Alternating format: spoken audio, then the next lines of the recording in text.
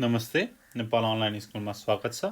आज हामी present perfect र पास्ट सिम्पलको सेकेन्ड एक्सरसाइजमा छौँ। हामीले थ्योरिटिकल पार्ट जुन छ रुलहरू त्यसको दुईटा पार्ट गर्यौँ र फर्स्ट पार्टको एक्सरसाइज गर्यौँ। यो चाहिँ सेकेन्ड पार्टको एक्सरसाइज छ है त। ल फर्स्टमा के चाहिँ भनेको छ त क्वेसनले, are the underlined parts of this sentences okay, correct them where necessary भनेर भनेको छ। फर्स्टमा के छ त, I have lost my key. I can't find it anywhere.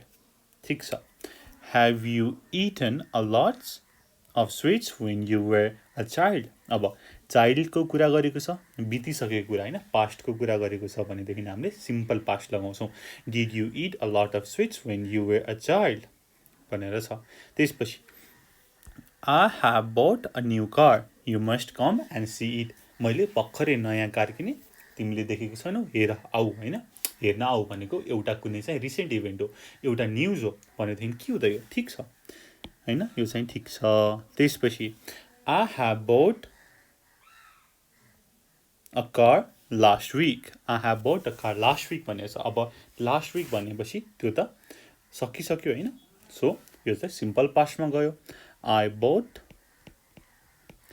A car last week. त्यस्तै गरी Where have you been yesterday evening? Where have you been yesterday evening हुन्छ र, yesterday भनेपछि त हिजोको कुरा भइसक्यो नि त, सकिसक्यो। Where were you? Where were you yesterday evening? Maria has left school in 1999. अब अहिले त 2020 भइसक्यो होइन, तर 1999 मै लेफ्ट गरिसक्यो भनेदेखि चाहिँ has left हुन्छ त, हुँदैन है यो चाहिँ। Maria left school in 1999. त्यस्तै गरी 7 मा I'm looking for Mike. Have you seen him? Have you seen him? अहिलेको कुरा गरेछ, ठिक छ। Have you seen him? Okay. Have you been to Paris? Yes, many times. छु, म गएको छु, धेरैचोटि गएको छु। I am very hungry. I haven't eat much today. आजको कुरा गरेको छ है, आज नै आज मैले धेरै खाएको छैन भनेको छ। Okay. When has this bridge been built? भनेको ब्रिज त अब केही समय अगाडि बनाएको होला नि त होइन, अब भर्खरको भर्खर त पक्कै बनाएको होइन होला। So when was this bridge built? ल त्यसपछि सेकेन्डमा हेरौँ, make sentences from the words in the bracket, use present perfect or past simple भनेको छ। ल यसको कुरा गरौँ। फर्स्टमा 1 मा हेरौँ, is not rain this week. अब दिस विकको कुरा गरेको छ, दिस विक भनेपछि अहिले पनि चलिरहेको छ नि त होइन, प्रेजेन्टमै छौँ हामी भनेपछि प्रेजेन्ट पर्फेक्ट युज गर्नुपर्ने भयो। It hasn't rain this week, ठिक छ। The weather be cold recently. Recently अब रिसेन्टली हुने कुरा र न्युजमा चाहिँ हामीले के लगाउने भनेको छ त, present perfect. The weather has been cold recently. त्यसपछि इट कोल्ड लास्ट विक भनेर छ होइन। अब यसमा के हुन्छ, अब लास्ट विक भनेपछि पास्टमा गइहाल्यो, simple past. It was cold last week. त्यसपछि 4 मा I not eat any fruit yesterday। yesterday को कुरा छ, पास्टमा गइसक्यो। I didn't eat any fruit yesterday। त्यसपछि I not eat any fruit today। today भनेपछि आजको कुरा भयो, आजको कुरा भनेपछि present perfect. I haven't eaten any fruit today। त्यसपछि Emily earned a lot of money this year भनेपछि के हुन्छ, this year। Emily has earned a lot of money this year भनेको प्रेजेन्टमा छ होइन, this year मैले लेख्न त्यहाँ अलि पुगेन। त्यसपछि she not earn so much last year भन्ने बित्तिकै simple past she didn't earn so much last year. त्यसपछि you have a holiday recently भन्ने बित्तिकै present perfect have you had a holiday recently. ल बुझ्नुभयो, रिसेन्टली भन्ने बित्तिकै प्रेजेन्टको कुरा। त्यसपछि अब लास्ट वान, अब यो दुईटा बाँकी छ। फर्स्टमा के चाहिँ छ त भन्दाखेरि put the verb into the correct form present perfect or past simple. फर्स्टमा के छ त I haven't been to Canada but I would like to go there भनेर छ होइन।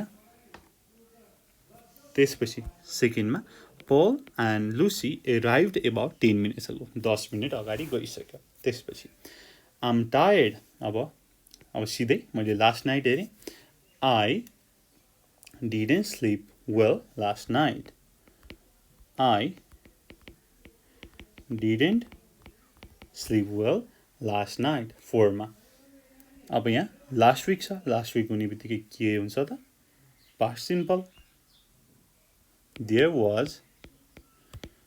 was a bus drivers strike last week, so there were no buses.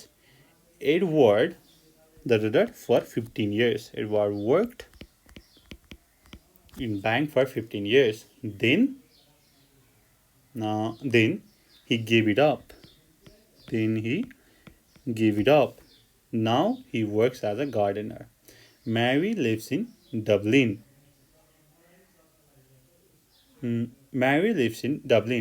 She has lived there all her life.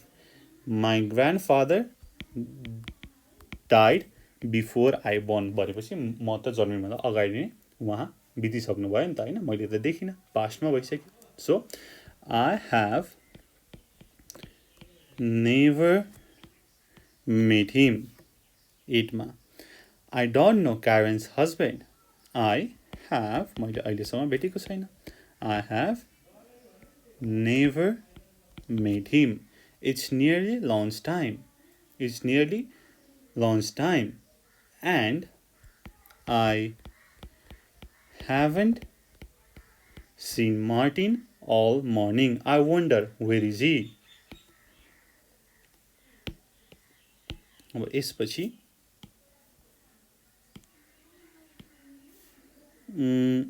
10 को ए मा Did you go to the cinema last night? Yes, but the movie was awful.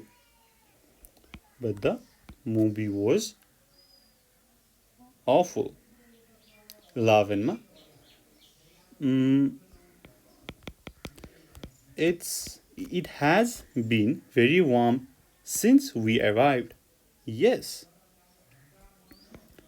it was 35 degree yesterday को कुरा गरेको छ नि त, so simple past. त्यस्तै गरी where do you live? How long 12 भनेपछि how long have you lived there? Where did you live before that? त्यो भन्दा अगाडि कहाँ बस्यो? Where did you live before that? And how long did you live in Chicago? And how long did you live in Chicago? उसले सिकागोमा बस्यो भने दुई वर्ष हामी सिकागोमा बस्यौँ भनेर त्यसपछि भनेको छ। ल अब last one, number right sentences about yourself using ideas in the bracket. फर्स्टमा something you haven't done today. I haven't eaten any fruit today. अब अर्को something you haven't done today नै रहेछ होइन। आज के गर्नु भएन त, मैले आज केही पनि किनिनँ। I haven't bought anything today.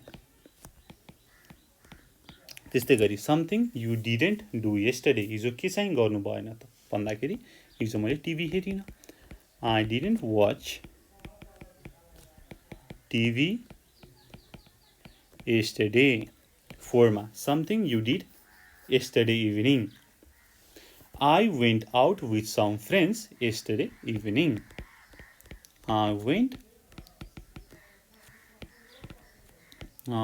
out with friends yesterday evening।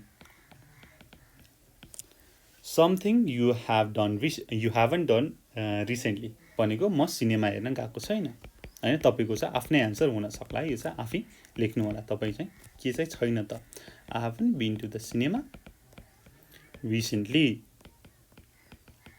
त्यसपछि something you have done a lot भनेर भनेको छ। अब मैले अहिले के चाहिँ गरेको छ, मैले किताबहरू टन्नै पढिरहेको छ है, यो चाहिँ मेरो कुरा।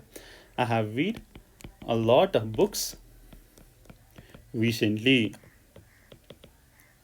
ल यति गर्यो है त हामीले पास्ट सिम्पल र पास्ट पर्फेक्टको ठ्याक्कै डिफ्रेन्स पनि हेऱ्यौँ, एक्सर्साइज गऱ्यौँ, दुईवटा पार्टमा हामीले रुलहरू डिस्कस गऱ्यौँ, एक्जाम्पलहरू हेऱ्यौँ। तपाईँलाई भिडियो कस्तो लाग्यो हामीलाई फिडब्याक दिनुहोला। तल रहेको कमेन्टमा कमेन्ट पनि गर्न सक्नुहुन्छ। हामीलाई फोन गर्न सक्नुहुन्छ, तल डिस्क्रिप्सनमा फोन नम्बर छ। त्यति भन्दै thank you so much for watching. Until next time, good bye, जय चन्द्र सूर्य।